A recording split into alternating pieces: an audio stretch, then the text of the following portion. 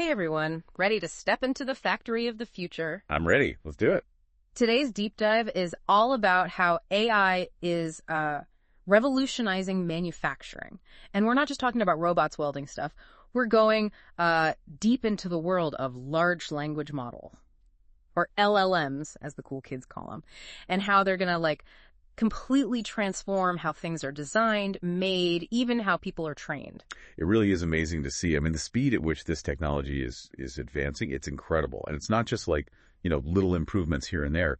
It's a fundamental shift in how the entire industry operates. Yeah, it's kind of mind-boggling when you really think about it. And to help us unpack all of this, we're turning to a new report from Mouser.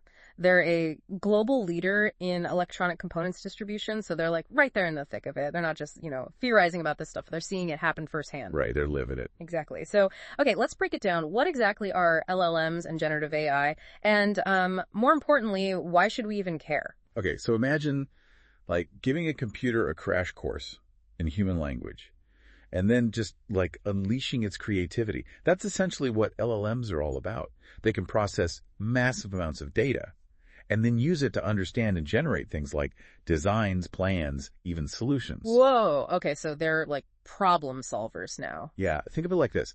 LLMs are the brains behind a lot of those AI tools you've probably heard of, like ChatGPT. Oh, okay. So ChatGPT for the factory floor. Yeah. That's a pretty cool way to think about it. But what I find really interesting is, what you said about accessibility. It feels like this tech is suddenly within reach for so many more people, not just the coding geniuses out there, That's a really key point that Mouser emphasizes in the report. We're moving away from AI being this exclusive club for data scientists. Which is good, because I don't think I could pass that test. Right. Yeah. Now, imagine a world where any engineer, any designer can simply, prompt a system, and then boom, they get insights that would have taken weeks to uncover before. See, this is what I'm talking about. That's huge. But let's get down to the nuts and bolts here. How does this actually play out in a real world factory setting? Mouser keeps mentioning a design revolution. What's that all about? Okay, so picture this. You're a car company, Okay. right? And you're designing a new SUV. All right. I like where this is going. In the past, you'd have a whole team, sketching, modeling, going back and forth. And then eventually you'd narrow down to a few prototypes. Yeah, lots of long hours, lots of coffee. Exactly. But with LLMs, you can just feed in your design parameters and instantly generate hundreds of variations. Wait, hundreds? Yeah, hundreds. Wow. And not just minor tweaks either. I'm talking radically different designs, exploring unconventional materials, all within hours. Okay, so instead of one design team, you've basically got an army of AI designers working around the clock. They never sleep. They never take breaks. That's right. That's incredible. Yeah. And it allows companies to explore a much, much wider range of possibilities. Yeah. Leading to, more innovative and efficient solutions. Okay, I'm starting to see the potential here. But designing is one thing. Actually manufacturing at scale, that's a whole other beast. How do LLMs handle the nitty-gritty of production? That's where it gets really, really interesting. LLMs can analyze mountains of data. I'm talking everything from material properties to historical production runs. And they use all of that to determine the absolute best way to manufacture those AI designed products. Okay, and when you say best, you mean? I mean, optimized for cost, environmental impact, you name it. So it's like having an AI supervisor who's seen every possible production hiccup and knows exactly how to avoid them. Precisely. Wow. Imagine a world where factories are less about trial and error and more about AI-powered efficiency from day one. Okay. I'm on the edge of my seat here. Tell me more. Well, these LLMs are constantly learning, right? So the more data you feed them, the better they get at optimizing every single aspect of the production process. Okay. We're talking about a continuous loop of improvement, all driven by AI. This is starting to sound like the holy grail of manufacturing, but what about the human element? Are we all just going to be, out of jobs when the AI takes over? That's a common concern. I get that a lot. But Mouser actually highlights how LLMs can empower workers, not replace them. Oh, okay. That's good. I was getting a little worried there for a second. For instance, let's talk about training. You remember those clunky training manuals? Oh, I remember those days. Yeah. Well, those might be a thing of the past. Really? Yeah. LLMs can create personalized training programs tailored to each worker's learning style. It's like having an AI tutor who knows exactly how you learn best. That's incredible. What about on-the-job support? I imagine that could be a game changer too. Absolutely. Imagine having an AI assistant, right, Okay. that instantly sifts through mountains of technical documents to help you troubleshoot a problem right there on the factory floor. No more waiting for a supervisor who's like busy with a million other things. Exactly. Wow. It's like having a walking, talking encyclopedia of manufacturing knowledge at your fingertips. Okay, now we're talking. This is starting to sound less like robots taking over and more like humans leveling up with some serious AI assistance. Exactly. I like it. But, it goes beyond individual workers as well. Mouser also talks about LLMs revolutionizing something called digital twins. Digital twins, huh? I've heard that term thrown around, but honestly, I'm not entirely sure what it means. Break it down for me. Sure. Think of a digital twin as a virtual representation of a physical asset. So it could be a piece of equipment or even like an entire production line. Okay. But here's where LLMs come in. They can give these digital twins like advanced reasoning abilities. Wait, so we're not just talking about like a digital replica anymore. We're talking about a digital replica with a brain. You got it. Okay. We're moving from digital twins that simply mirror reality to ones that can actively problem solve and even anticipate issues before they even happen. Now that's what I call next level. So we've covered design, production, training, even predictive maintenance with digital twins. What else can these LLMs do? I am ready to dive deeper into how companies actually put these solutions into practice. What does Mouser have to say about that?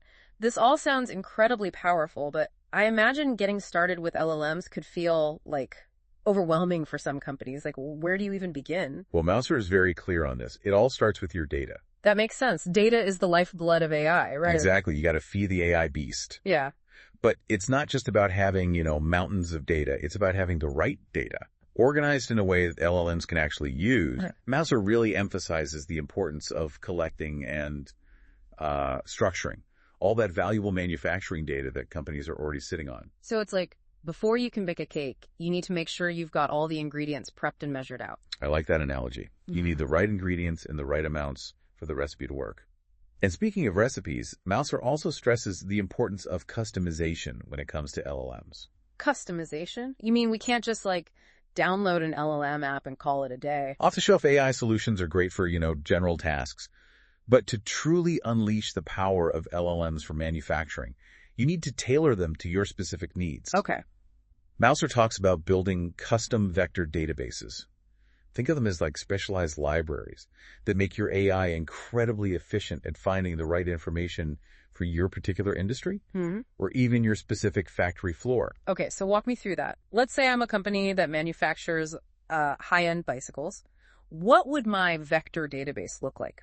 In your case, your vector database would be loaded with like every material spec, design blueprint, and manufacturing process ever used in your factory. Okay. This allows the LLM to instantly access, hyper-relevant information when, for example, your engineers are exploring new frame designs or trying to optimize gear ratios for a new model. So instead of getting like generic AI-generated suggestions, it's like having an AI expert who speaks fluent bicycle. Precisely. And that level of specificity is what allows LLMs to truly revolutionize industries like manufacturing. That's brilliant. Okay, so we've got our data prepped. We've got our custom AI ready to roll. Anything else companies need to consider? The human factor. That's crucial.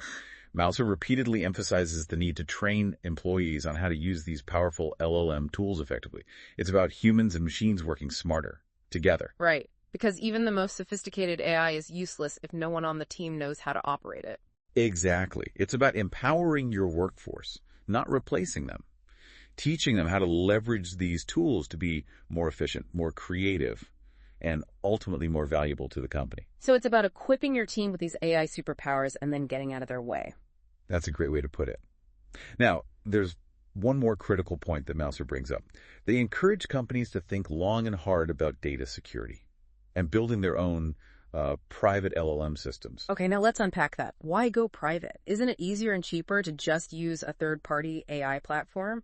It might seem that way initially, but relying on third-party AI infrastructure can be risky, especially when you're dealing with sensitive manufacturing data, things like, proprietary designs. or your secret sauce for making those award-winning bicycles. So it's like giving the keys to your factory to someone else. You're not entirely in control anymore. Exactly. By building their own private LLM systems, companies can ensure that their data is protected and their AI models are, finely tuned to their specific needs without being beholden to the whims of a third-party provider. So it's about control, security, and potentially even saving some cash in the long run. Precisely. And there's an environmental argument to be made here as well.